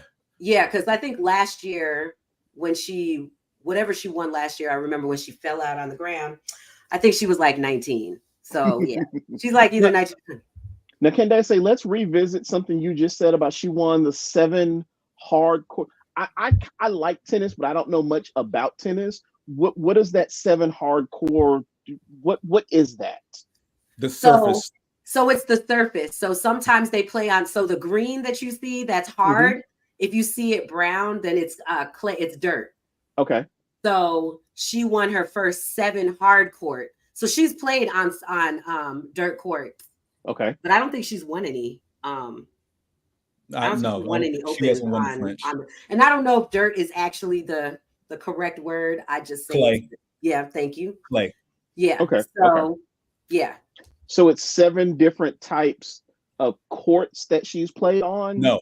7 different finals that she's won on hard court surfaces. But they're on hard courts. So she's like the first person. She's the first woman to ever do that. Like her first, the first 7 of Gotcha. Okay, very nice. Again, so there's the 4 majors: U.S. Open, Australian Open, French Open, and Wimbledon. Those are 4 majors. They're all different surfaces. Now, the U.S. Open and the Australian Open are both hard court surfaces. Okay. French is clay. Wimbledon is grass. Not Wimbledon was grass, because I always think it's hard court because it's green. It's grass. Wimbledon is grass. Yeah, and she's currently playing in another Open right now in China. I don't know how to say it, but it's like Wuhan or something like that. Yes. So she made it through the first round. She's supposed to be playing in the second round tonight at 11 p.m. our time because. Is this the young lady that there was something that was happening where she went off to the sideline and picked up a container of fruit and started eating, and the referee said something to her and she was like, okay, but she's not supposed to be sitting down? Yes. Is anybody? Yes. Okay. Yes. Because she called the refs out for, unfair, unbalanced treatment. And not being strict with her opponent. Okay. Which was true. They were not being as strict. But again, that's the ongoing that's racism the issue that they have in tennis, and especially when they go to other countries. Yes, gotcha. And she and Naomi are very good friends because I believe she went against Naomi at one point during the China Open, and Naomi had to withdraw. I forgot what the reasons were, but she did help Naomi. She checked on Naomi, made sure she was all right. Naomi Osaka. Made sure she was all right and helped her carry her stuff to the locker room in the back. So their friendship is real. It's not, it is real because it's not just, hey, I talked to you when this. No, they are really in lockstep, in tune, like really there for each other. Good. The story I have is about one Miss Juju Watkins. And let me just pull this real quick. USC? Yeah. Okay. This, Juju Watkins. Oh, hello, Juju. Because Juju has signed a deal with Nike to make, which is one of the biggest NIL deals. Yo.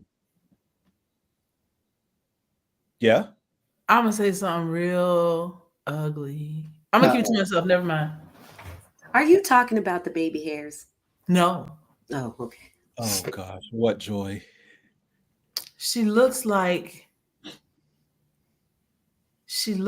a character from an old Bugs Bunny cartoon. Stop. We ain't doing I need a snack on that note. I've been leave Leave Juju alone. Juju I'm is a sorry. sophomore at She's USC. a very pretty young lady. Very pretty girl. However. First thing I saw. Anyway, Okay. she's already one of the biggest stars. I apologize for being petty bitch, and I was wrong for that. Yes, thank you. You are not, well, okay. In that moment, I was being wrong. I was wrong. I let my intrusive thoughts get away from me, and I didn't have to say nothing. I could have kept my mouth shut, and I know that. I dragged myself for filth. Yes, you did. But she originally signed the deal with Nike in 2022 as a senior in high school, but this deal pays more than that because they're looking at her future potential as far as continuing this crop of young ballers in the college ranks who in the next year or two will be entering the WNBA because look, and Juju's not the only one, but she is easily one of the best, if not the best guard in women's college basketball right now. And that was as a freshman last year. She was easily one of the best guards in women's college basketball. And this season, I'm expecting big things from USC. Between her and Paige Beckers of UConn, look, for all you so-called fans out there who only followed one player, I'm going to need you to check back in because this game, again, when it comes to basketball, this is what I watch. This and the W. That's and for good reason, because it is exciting. There are players I can latch onto and follow through 3 or 4 years of college. There's not all this one and done, so you don't even know who's playing year in and year out. Like I know who's going to be there. I don't think they're going to be as one and done anymore. Not with these NIL deals. Yeah, they will. Because it's on the men's side, yes, that's what the one and done is because there's more money to be made on the pro level. Like you can make more money salary as opposed to an endorsement deal on the men's side. On the women's side, no, because the money's not there yet, but it's getting there. Yeah. Speaking of the WNBA, all the postseason awards were handed out. They were. And Asia Wilson was unanimous MVP. She got all the votes, deservedly so, because Asia was a force of nature this year. Call her gravity, call her tornadoes, call her whatever natural force of nature you want to call her, the universal constant of this thing, that was Asia this season. Because there was nothing she could not do. Now, she has let it slip multiple times, but I know one thing she's going to be working on this offseason because everyone's like, how can that game get better? Let her develop a 3-point shot. Man. She will be amazing. You can't stop her. You think she's unstoppable now. And remember, here's the other thing people fail to realize about Asia. She's left-handed.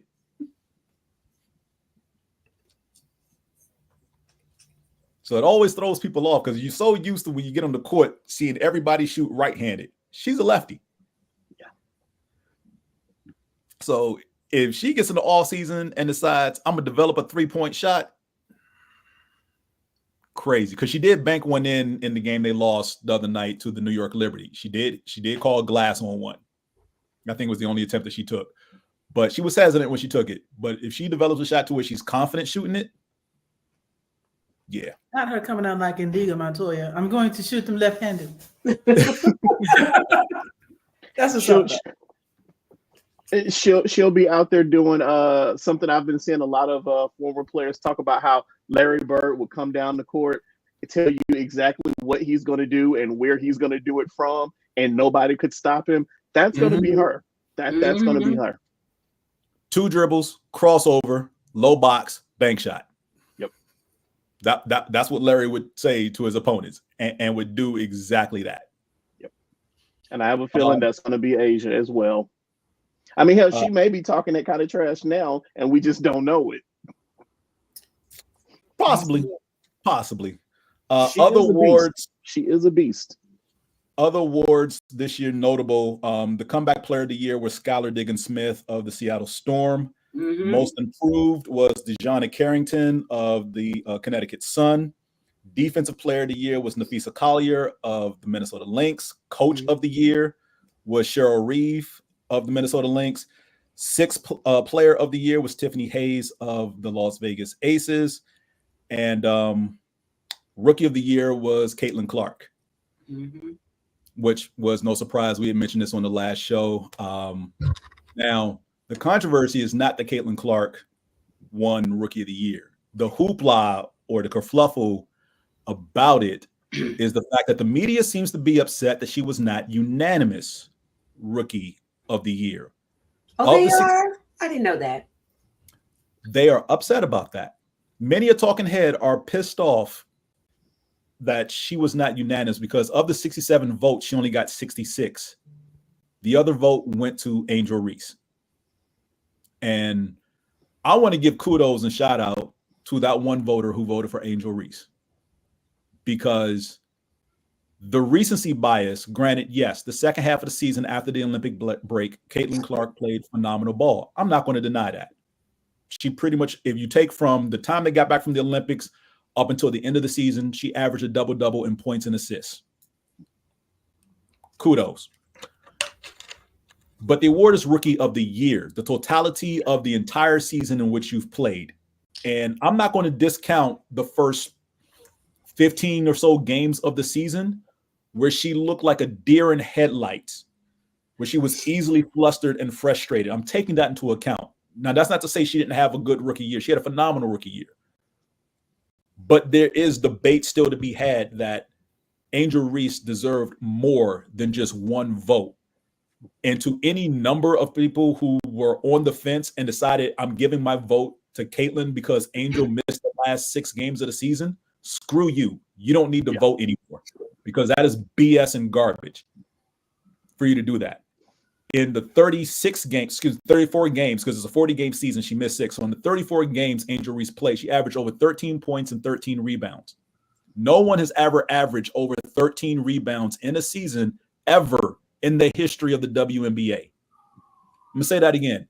No one has ever averaged over 13 rebounds in the history of the WNBA. We're talking 27 years. No one's hit that mark. And she did it as a rookie. Yep. Averaged a double-double through the course of the 34 games that she played.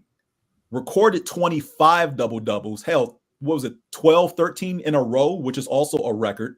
So to just blatantly dismiss giving her any consideration whatsoever because she missed the final 6 games is a cop-out and shows that you're gutless as far as your integrity as a voter. If you have a bias, fine, admit your bias. But don't just discount everything Angel Reese did this season in her first year in the league because she got a wrist injury that took her out for the final 6 games. Do we know who the voters are? I'm pretty sure they can be looked up. It's not worth it, though. No. It's not worth it. I do want to shout out because here's the thing. People want to talk about what she should have been. I want to point out that Candace Parker, who is still the only player to win Rookie of the Year and MVP in the same season, was not unanimous Rookie of the Year. In fact, there have only been 4 unanimous Rookie of the Years in the WNBA. Last year's Rookie of the Year and Caitlin's teammate, Aaliyah Boston, was unanimous Rookie of the Year. Tina Charles, Elena Deladon, and Asia Wilson. That's it. You're only 4 unanimous Rookies of the Year. No one else has done it. It is a hard thing to do because you have to be above and beyond without a question, without a shadow of a doubt. There's still debate to be had about this rookie season as far as who deserves this award. I look at it akin to in the NBA, I believe it was 1992. Shaquille O'Neal got Rookie of the Year. Hold on. Shaquille O'Neal got Rookie of the Year over Alonzo Mourning. Alonzo Mourning helped his team get to the playoffs, and a lot of people believe that he should have got Rookie of the Year over Shaq. And even though Shaq wasn't unanimous, he got about 80% of the vote. And people thought it was crazy then. Because again, Zoe made the playoffs. Shaq's team was back in the lottery.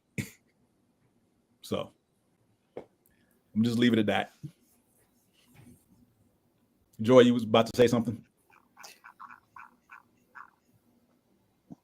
I forgot what it was. It's all right. The all NBA first team was Nafisa Collier, Caitlin Clark, Brittany Stewart, Alyssa Thomas, and Asia Wilson. The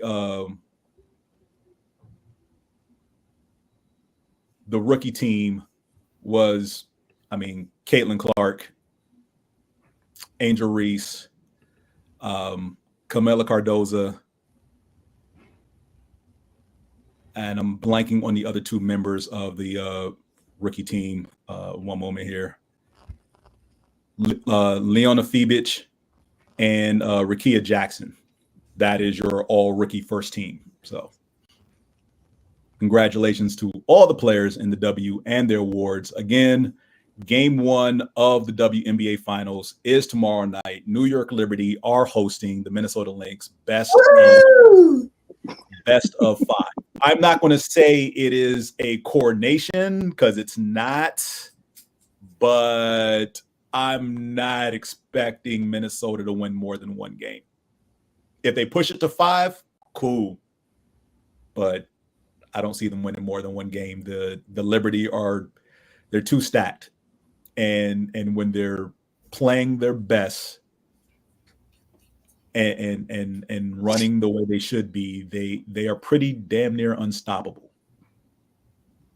So, the Liberty's the only team that I actually don't have any nail yet. Well, I do have one. I have a Teresa Weatherspoon t-shirt from 96, the first year, the inaugural year. And then I have no other. I realized that as the Liberty went into the playoffs this year, I was like, let me go get mine. Then I was like, wait, because I can't fit that t-shirt no more. But I was like, I was 16 years old. I was probably like a size 2, maybe soaking wet. And I'm not that anymore. So yeah, I was like, this is ridiculous. And I'm mad because now all that nail is going to be ridiculously priced. But when nobody was watching the W, I could have had all my stuff. And I never thought about it. I literally never thought about it. Like, I don't have no Nelia. None. I'm gonna need you to get some. I am. Oh, you know what? I have a Liberty hat. I have a trucker hat. I do have jersey, man. You need a jersey. I know, right? I do need a jersey. You need a jersey. I do need a jersey. You need a jersey. You need a couple. Need a couple. I do need a couple, but I want the old school jerseys. Like, I love my girls. I might get a Jonquil jersey because I'm about to say you need a Jonquil Jones jersey, former MVP. Yeah, I love her. I'm just, I'm thinking about, like, I would probably want to get my throwback jersey as I used to love Teresa Weatherspoon. Oh, you mean like the year 1 New York Liberty jersey? Yeah. Okay. I would even get a Lobo, even though she'd be making me mad when she talks on the TV. You ain't the only one. She does. I was like, dang, I used to look up to you. Mm-hmm. Now I'm grown and I know better. Mm-hmm. Not saying, she was a great player, so I can't even give her that. Like, I'm not going to say she wasn't, she sucked. She did. Yeah, she was a great player in college. Okay, so how have we been on this live for 1 hour and 39 minutes and 2, 3, 4, 5, 6, 7, 8. Does anybody else have any closing remarks? Pole dancing is a sport. Yes, it is. Yes, it is. And have you ever tried pole dancing? Say what? Have you ever tried pole dancing? Yes, I have. Girl. In my house, one of my friends, it was funny, it wasn't my idea, but for some reason, all of my female friends think that I'm the hussy in the group. So when they want to do hussy type shit, they always ask me if I want to do it with them, or when I host it in my house, like I'm the madam or something. And also at the time, I was the only one who's had a ceiling that was flat, and they needed a flat ceiling to put the pole up for the class. But anyway, we did a pole dancing class in my kitchen when I lived in Florida, and my shoulders hurt for 3 days. Just from holding on. The shit's fun by itself, but just from holding on, all of this was tore up. But I would tell you, I'm gonna tell you now, if they ever make pole dancing a Olympic sport, don't think Atlanta's gonna take it. Don't think that America's gonna win just because we got Magic City. I saw these dudes out of Thailand do some shit. I don't know if Diamond can do it. I'm telling you, I saw this dude climb the pole and do like a somersault down and then drop and catch it with his thighs at like an inch from the ground after the somersault. It was amazing. How did he do that and not hurt his junk? Girl, I don't know. I be wondering that when the girls do it, I'd be like, that doesn't hurt. I put a comment on that reel. I was like, if pole dance becomes an Olympic sport, America's in trouble. Like, we thought we had it cornered. We thought Magic City was gonna give us a leg up. No pun intended. Nah, bro. There's a lot of things that they became Olympic sports. America's in trouble because you have to think about who's the governing body petitioning for these sports. Because remember, also a lot of things are put in to make sure America doesn't win another medal. True. And even if we have the people that could get the medal, like you saw what they did with Simone Biles, they're like, just erase her score. We're not letting them tie Qiana. Fuck that. Now just change that 7 to a 1. There you go. Yeah, nah, shit. She didn't get it. It's like, you cheated. We know. Shut up. Go home. It was hard for Simone anyway because people were doing her doggone moves. Mm-hmm. Old girl from the other brown girl that we really loved. From Brazil, yes. Yeah, when she did that floor exercise, and they were like, she just did the Simone Biles too. I was like, what? Right, while Simone is watching her. Right. Simone was like, but Simone was like, yeah, you did that. She was like, respect. Yeah, you did my move very well. Mm-hmm. Mm-hmm. And like Simone Michael Jackson watching somebody do the moonwalk, like, look at you. Come on with your best self. Well, moonwalk ain't heels though. Okay. Whatever. So Simone has often said that when she sees her, she cringes because she knows that's the one person who can beat her at various things. So yeah. She does not like seeing her at competitions. And let's not forget, Simone is aging. She ain't a spring chicken. She's been competing for what, 12 years now? Yep. Wow. She grown. You know what? I love you. I love Joy. Joy makes makes my month every month, and every day when she posts the craziness, and I see it because she's on my algorithm. Oh yeah, I be messing with y'all algorithm all the time. Right. She's on my algorithm now. I be like, oh, what did Joy? I be like, what Joy say? Oh, dang. Not her logarithm, but her algorithm. My algorithm. I be putting weird boxing things in there, just stuff that don't matter. Girl. Marble racing. Tears. When I tell you, I forgot what day. I don't know what I was watching, but all I know is I said, "What?" I was sitting out there. My boyfriend was like, "What is wrong with you?" And I'm like, "Girl." And I was just laughing, like I was crying, laughing. And I think it was one of those where they put up all the little, I don't know if it was blocks or whatever, and then you shoot them down, and the person was like commentating on the blocks that were going down. So not the marbles, but the blocks were going down. And that sounds like something I put up. I was done with you on that one. Yeah, lucky I didn't put up the one where they were doing like the connection and connect the dots across Zoom. It was like a team building event. And yes, I saw that one. Yes. With like the kind of like it would be normally like a set of dominoes or whatever, but they were all had whatever they had in their house. Yes. And they were waiting for somebody to come back. One old man that he couldn't figure out how to get his Zoom to work. And they're like, "Where's CW? CW, come on!" And at the last minute, CW is like, "Ha!" And all he had was like a globe go across the screen, but it connected to the other end. I was like, "Yes, CW got it going on." It was great. I imagine it ended with a woman getting her chips opened at the end. Yeah, of course, all in was the girl at the end. She just knocked over a bag of chips and ate one because it was a Lay's commercial. But still, it was great. And this is the thing about sports. The announcing and the enthusiasm of the people watching whatever the event is half the fun. Is cheering for someone to win, whatever it is they're winning, whether it's marbles or football or pole dancing or whatever, is being like, are they going to do it? Yay! Dancing with the Stars, same thing. I'd be so excited when they get their little scores, and none of it matters. They're trying to win a aluminum foil ball at the end of the season. It's great. Not an aluminum foil ball, though. Yes. Nope. You need to take your phone and your interwebs and your internet. Joy is not allowed unless she is doing work, and it has to be work, and the computer is going to know if it's work or not. And if it's not work, then it's just going to shut down. It should. It should. Someone should take my phone because nope. Let her keep it. Nope. Let her keep it. She makes me happy. Thank you. If somebody takes it, I'm gonna get her another one. Thank you. I need my phone. I spread. My name is Joy. I spread joy to people in unusual ways. I accept that the adult supervision Joy needs has not and never will be invented. So next, you know what the next sport I'm gonna send y'all is them slapping contests. The rock, paper, scissors contest they be having in Japan. That shit is serious. No, they don't. I sent the clip of that already. Yo, they so serious about their damn rock, paper, scissors. It's the great. Suspense and the announcement, because it's like everything should be like this. Yes. I can't. I got to. You talk about a non-context. You're gonna make me look this up. You need to. It's so great.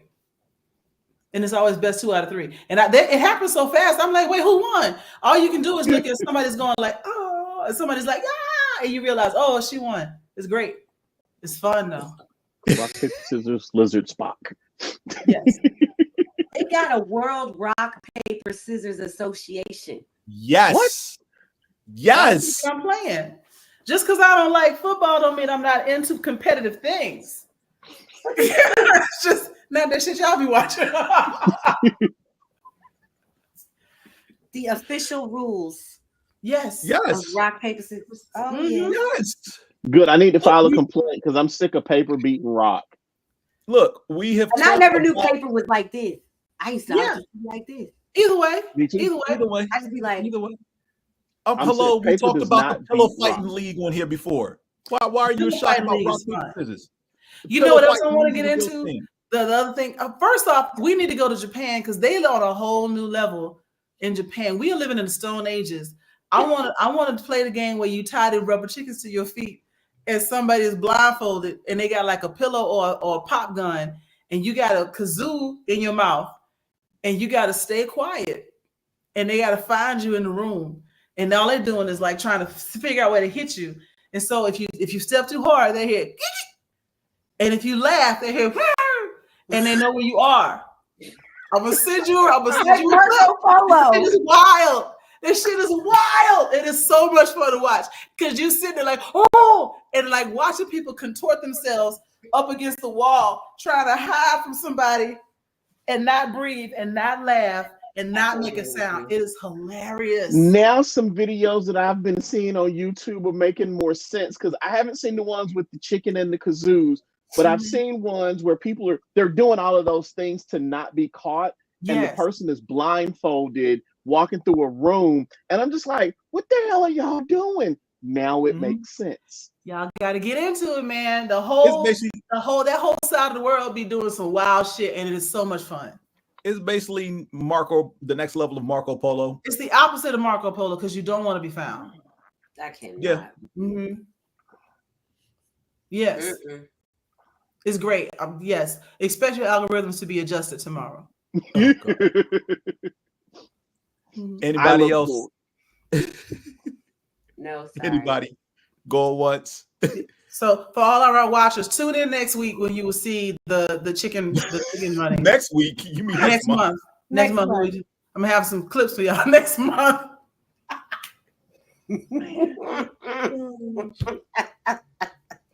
Oh, before we go any longer, thank you for tuning in tonight, everyone. We hope you enjoy the rest of your month. Enjoy whatever sport you're watching for the rest of the year. And thank you. Say good night, everyone. Good night, everyone. Good night, everyone.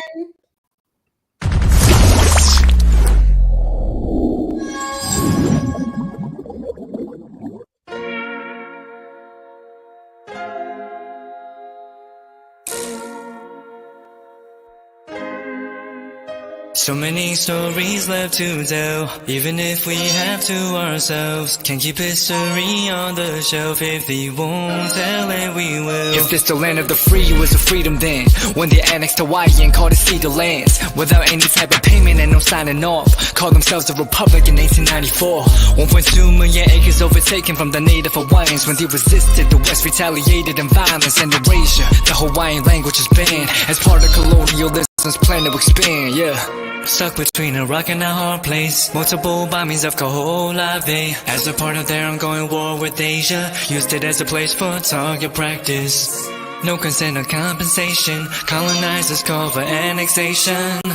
No work out for all the locals. School will never let you know. So many stories left to tell, even if we have to ourselves. Can't keep history on the shelf. If we won't tell it, we will. Too many stories left to tell, even if we have to ourselves. Can't keep history on the shelf. If we won't tell it, we will. We will. So if you put Hawaii into perspective, well, Black and Asian history is interconnected. Considering the fight with the Pacific, then of course, versus Asia, they was treated as a middleman for war, but didn't let the Western colorism run its course, cause dark skin was a sign of dignity to core. The land was taken in the name of capitalism, when prior to it was an actual kingdom, clapped back at the system. Stuck between a rock and a hard place. Multiple bombings of Kaho'olawe as a part of their ongoing war with Asia. Used it as a place for target practice.